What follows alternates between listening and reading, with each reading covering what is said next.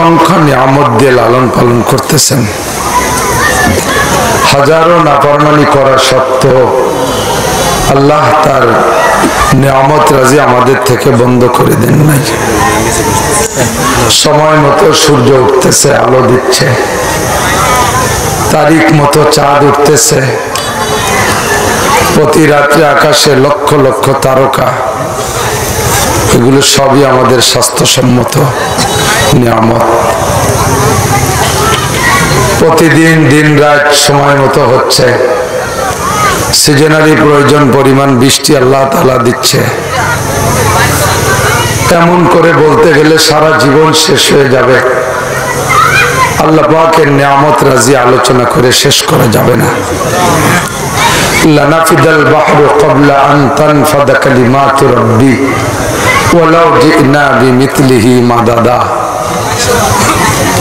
সারা দুনিয়ায় যত পানি আছে সব পানি যদি কালি হয়ে যায়, দুনিয়ায় যত গাছ আছে সব যদি কলম বানানো হয়, এমন করে বারবার যদি বানানো হয়, আর আমরা সকলে আল্লাহ পাকের নিয়ামত রাজি লিখতে থাকি, তার শুকর শব্দ লিখতে থাকি, আমাদের হায়াত শেষ হয়ে যাবে, কলম কালি শেষ হয়ে যাবে।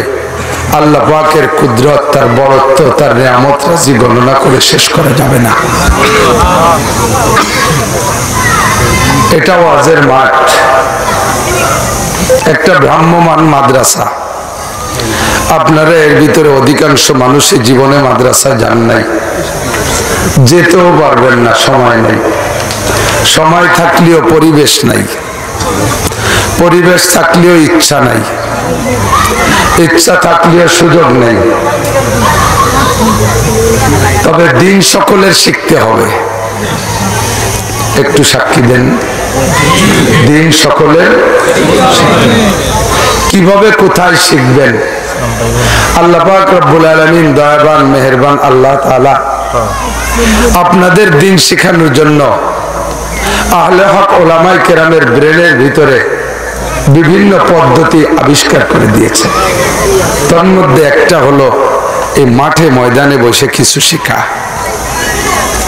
পূর্ণ ইসলাম এখানে বসে শেখার জায়গা না, সম্ভাবনা।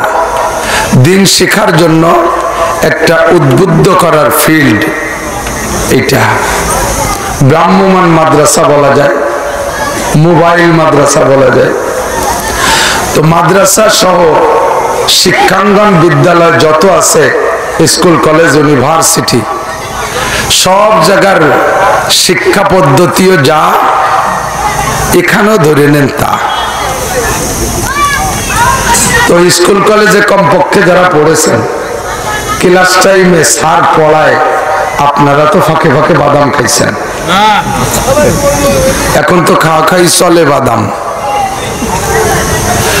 তো ক্লাসের ভিতরে বসে বাদাম খাওয়া চলে না, চানাচুর খাওয়া চলে না, পান খাওয়া চলে না, মোবাইল চালানো চলে না। তো সেই ক্লাসে না চললে এই ক্লাসে চলবে কে? আখের ক্ষেতের ভিতরে বাদাম লাগালি বাদাম হয়? যদি লাগানো ভুল ক্রমে মনের শখে, তো বাদামের পরিচর্যার জন্য বারবার আখের ক্ষেতের মধ্যে গেলে বাদাম তো হবেই না, আখও ক্ষতিগ্রস্ত হবে।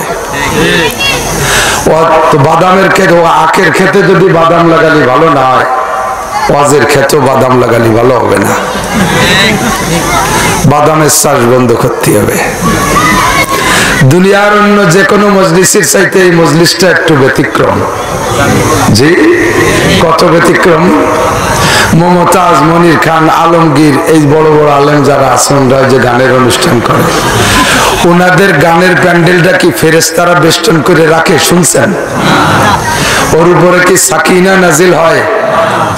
সকিনে মানে আমাদের গ্রামে মাঝে মাঝে দু একটা মহিলার নাম সকিনে থাকে, সেই সকিনে না, ও জায়গায় সকিনে নাজিল হয়, সাকিনা নাজিল হয় না। কথা কম। এটাকে গাশিয়াতুমুর রহমা, রহমতের ফেরেশতারা এই প্যান্ডেলটাকে বেষ্টন করে দাঁড়িয়ে আছে। একজনের কাঁধের উপরে আর একজনের পা দিয়ে দিয়ে একেবারে আসমান পর্যন্ত এই প্যান্ডেলটাকে স্টেডিয়াম বানায় ফেলছে ফেরেশতারা। ফেরেশতাদের এই বেষ্টনীর মাঝখানে নাজালাত আলাইহিমুস সাকিনা, একটা ভিন্ন প্রশান্তি এর উপরে নাজিল হতে থাকে।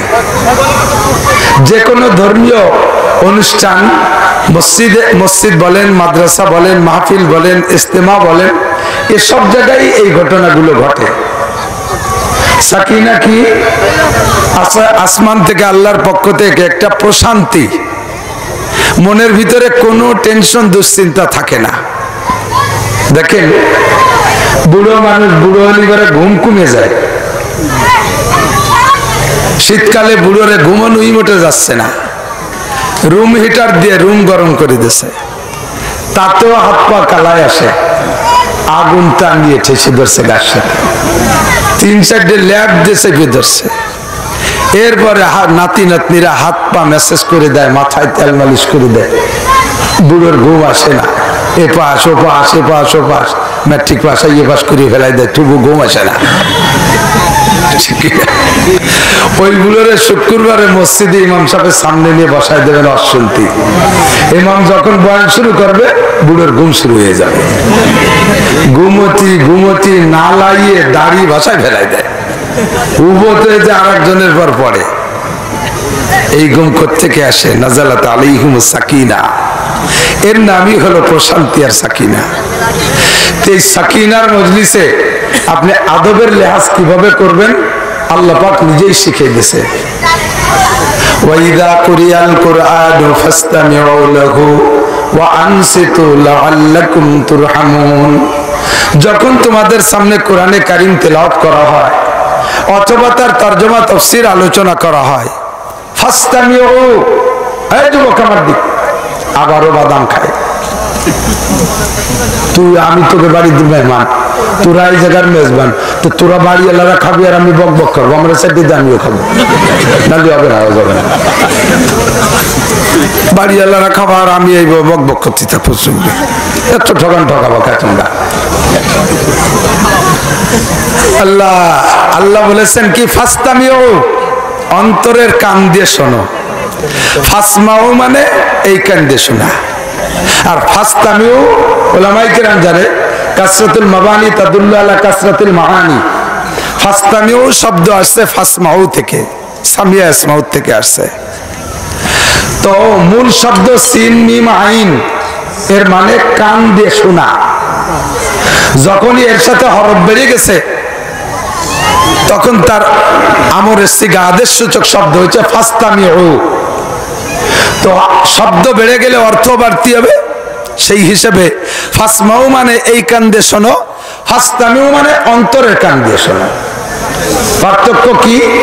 স্বাভাবিকভাবে উড়ন্ত যে কথাগুলো কানে আসে এগুলো কানে ঢোকে, কিন্তু ওর সাথে অন্তর সেট না হইলে মনে থাকে না। ঠিক না? অন্তর যখন সেট হয় এই কানের সাথে তখন মনে থাকে। এজন্য আল্লাহ বলেন কুরআনে কারীম বয়ান হবে, তুমি যা শুনবা এটা ভাসমান কান দিয়ে শোনো না, ফাসতামিউ, অন্তরের কান দিয়ে শোনো। এবার অন্তরের কান দিয়ে শুনতে হলে সিস্টেম কি লাগবে?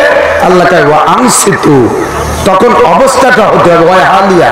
ওলামায়ে কেরাম অনেকে কয় এবং চুপ থাকো না, এবং না, এখানে ওয়া মানে এবং না, ওয়া মানে এমত অবস্থায় যে তুমি মুখে বন্ধ রাখো। একই সাথে মুখেরও কাজ চলবে, কানেরও কাজ চলবে, এই দুই কাজের ডিউটি কলবে একা একা পারি ওঠে না। বলতে গেলে শোনার ডিস্টার্ব হবে, শুনতে গেলে বলার ডিস্টার্ব হবে। যেহেতু তুমি অন্তরে কান দিয়ে শুনবা, কাজেই তোমার ওই সময় দায়িত্ব হবে ও আনসিতু, মুখে বন্ধ রাখো। কিসের থেকে? বক্তা যতক্ষণ কথা বলবে তুমি অতক্ষণ বলবা না, যেটুক বলতে বলো ওইটুক বলবা, তাই ছাড়া তোমার থেকে কোনো কথা বলবা না। মুখের যত কাজ আছে, বাদাম খাওয়া এটা বাদ দাও, চানাচুর খাওয়া